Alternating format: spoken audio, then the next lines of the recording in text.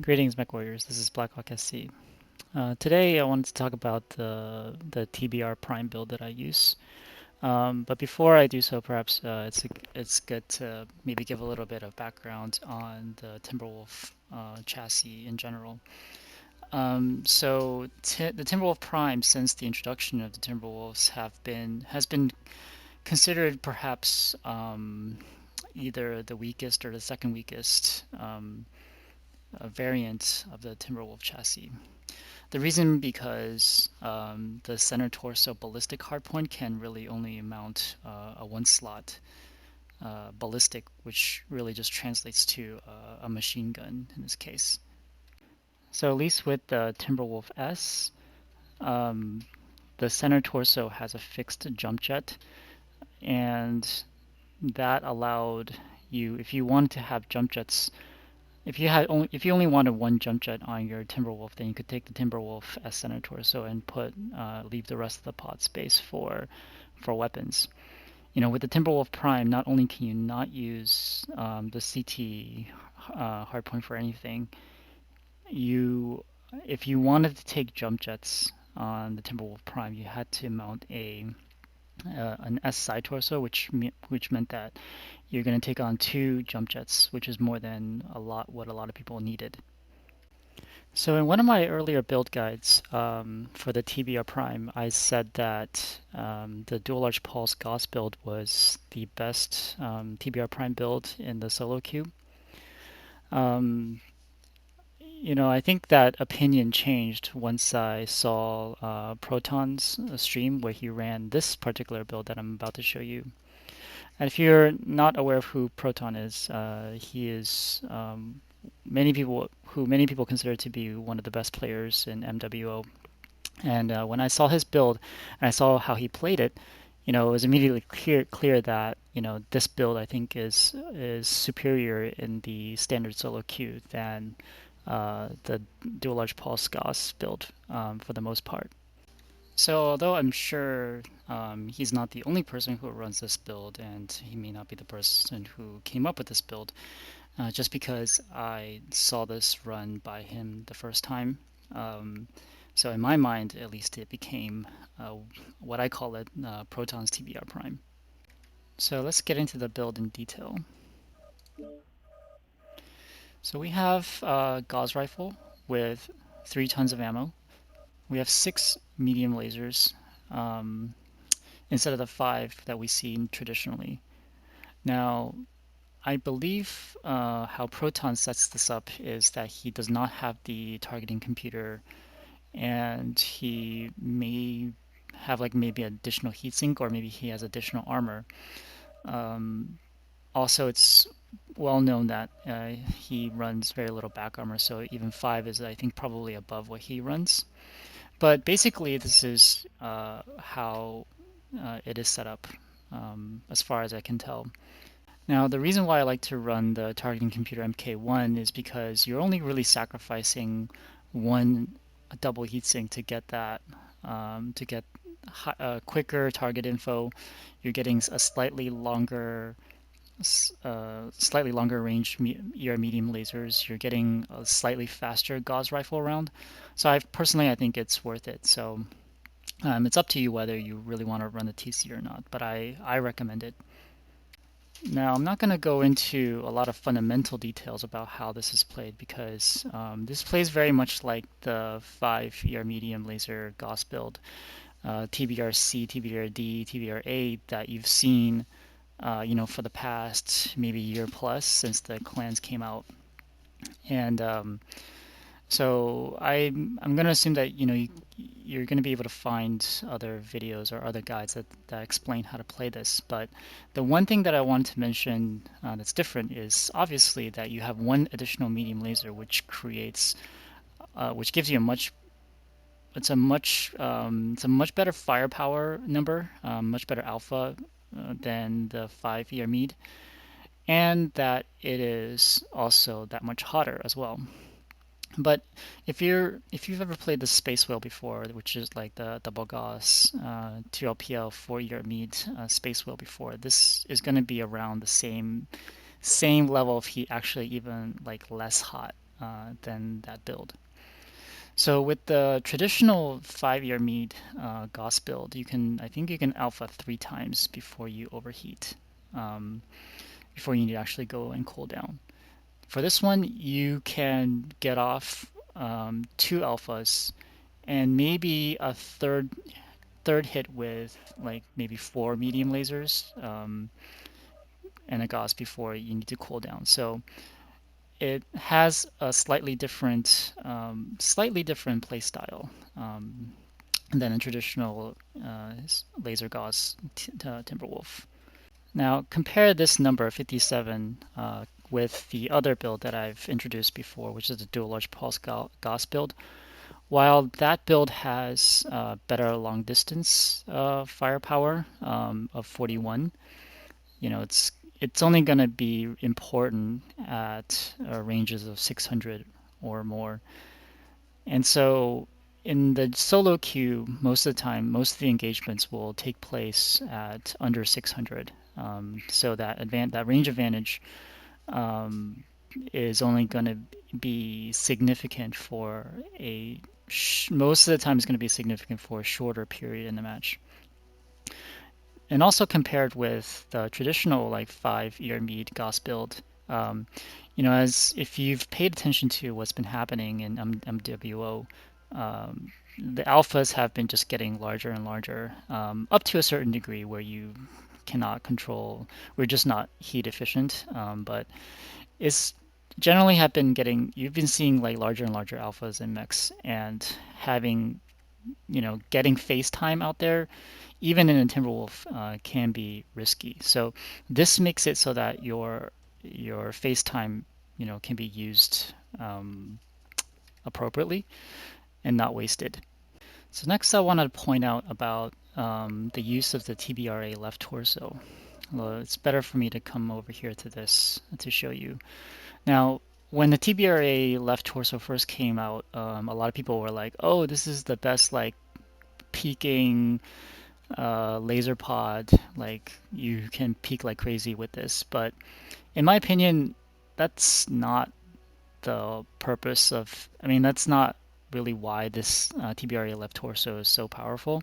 Yes, it's high mounted, but if you can see, like if you try to peek with your left side, you're having to at least expose this entire block here, which actually is pretty significant. And if they hit that left torso, look how many weapons they knock out. They knock out like five lasers, which is most of your firepower if they destroy that left torso. So the advantage of the TBRA left torso isn't really, in my opinion, isn't really for you to peek out, right? It's the main point of this left torso is the number of hard points that it gives you, and that the hard points that it gives you is kind of close to your cockpit. It's positioned well such that you can like at least get these two maybe, and then this laser here, on target if you're in a kind of a tight space. So just to reemphasize, I wouldn't really try to peek with this side. You know, I personally learned that the hard way, because like when I first tried to peek with this side, I kept getting like all my left torso destroyed. So just don't do that. Now I can show you. Let's see, where is my weapon groups? I want to show you my weapon groups here. So essentially, I have these 4 lasers here in a weapon group by itself. So the purpose of this is, as I mentioned, that tight. These are higher mounted. This one's a little bit, further out towards the side a little bit, but most of the time, like whatever you see, you can get a shot on with these 3, perhaps 4 lasers. This one's a little bit lower mounted. These two are a little bit lower mounted, right, on the arms. So that's why, if you're kind of in a cramped space, there's mechs to your left and to your right, you might want to, just use these, or maybe there's like obstacles, like terrain features that's blocking your shot. Like these are mostly likely going to be able to hit your target. So if you're not sure, whether, uh, you know, if you're not sure whether you're going to be able to hit something with your arm lasers or not, just stick with this third weapon group here, or whatever weapon group you decide to configure for these torso lasers. The other thing that this weapon group does, is that after you do your two alphas, or if you're on like say DPS mode, where your DPS is going to be more important than your alpha, then this is going to help you control that, control your heat a little bit better. So as I mentioned, you can do two alphas, and maybe on the third shot you may want to just fire the third weapon group plus the Gauss rifle. So that last shot is not insignificant either. I mean, if you compare it to a standard Hellbringer build, a quote-unquote standard Hellbringer build has something like 4 ER meads and a Gauss rifle. So that last shot is gonna match the firepower of a Hellbringer just by itself. So it's quite good even when you're in quote-unquote like DPS mode. Do be aware that there are negative quirks with this build, which I think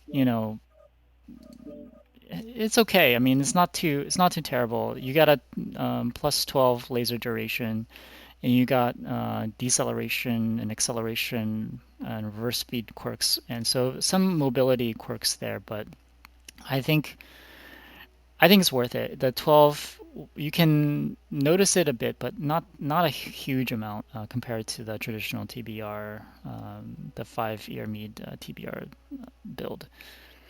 So let's go ahead and go into a gameplay video. The thing that I think viewers should pay attention to is how we manage heat when we decide to fire all six and when we decide to fire the third weapon group, and how we utilize that, the closeness of the left torso energy hardpoints, uh, how we use that to our advantage. So let's just take a look. So we're on HPG. This map is on the cooler side, so it helps a little bit with heat, but it's not terribly cool. So you still will need to watch your heat while you're playing.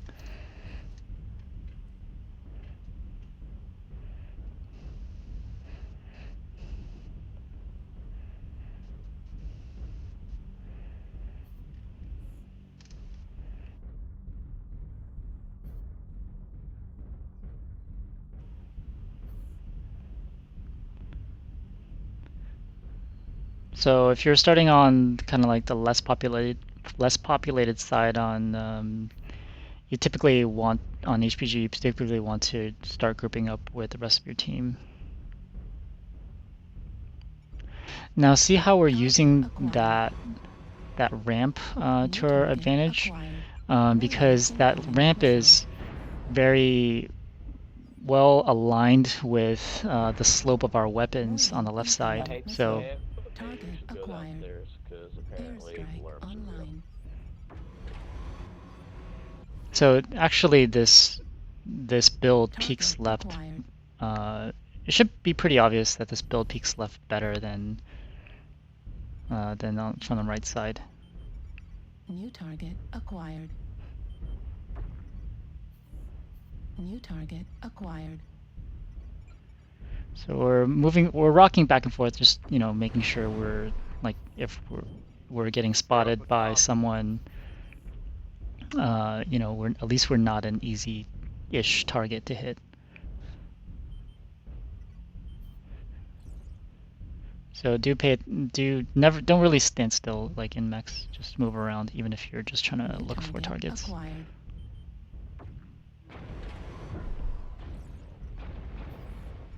Target acquired.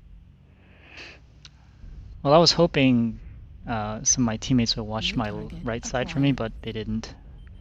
So even though they were there on the right side, I got shot a couple times. Acquired.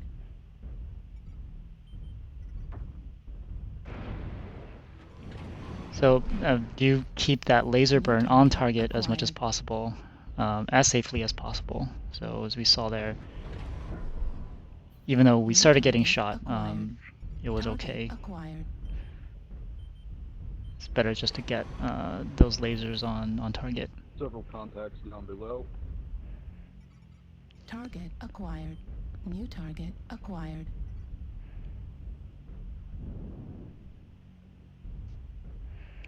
Someone Target suggested going acquired. under earlier, but I didn't. The team didn't do that. So Target acquired. okay, Arctic New cheetahs, right? target acquired. Shoot their leg as much as possible.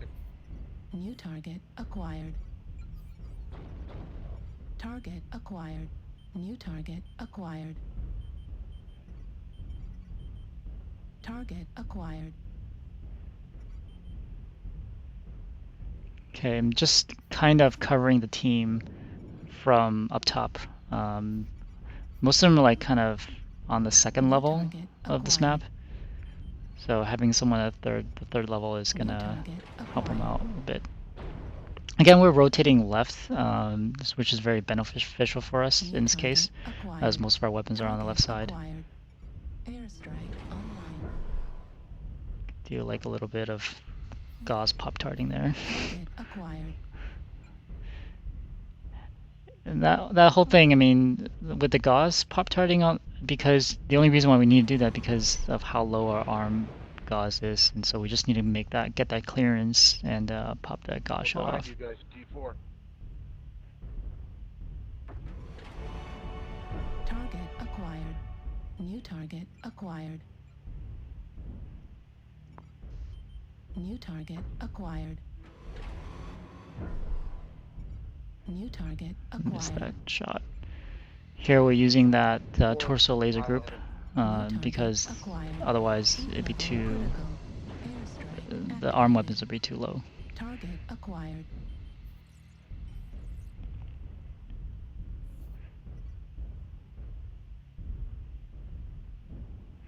Again, you see how we're just staying with the group, just watching out all sides and just making sure like Target nothing is acquired. getting behind or to the side of us.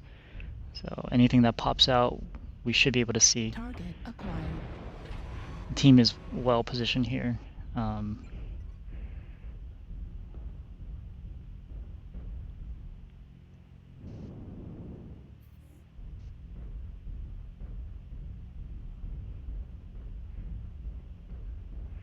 got two left.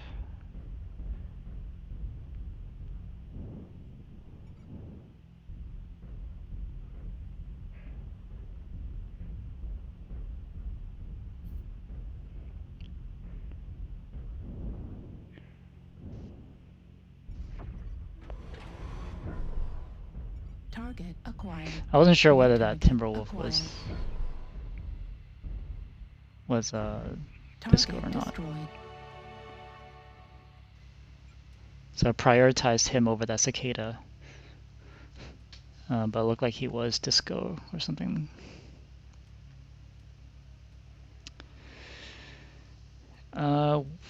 So yeah, pretty good damage. You know, good contribution to the team. So in summary, I think this build is really competitive. Some people may think it's worse. Some people might think it's better than 5-year Mikas. But for now, I think this is going to be my preferred Prime build. And we'll see, after the rebalance, how the Laser Gauss build archetype is going to be. But for the foreseeable, in the near future at least, I think this is going to do well. Going to do well for you. All right. See you next time.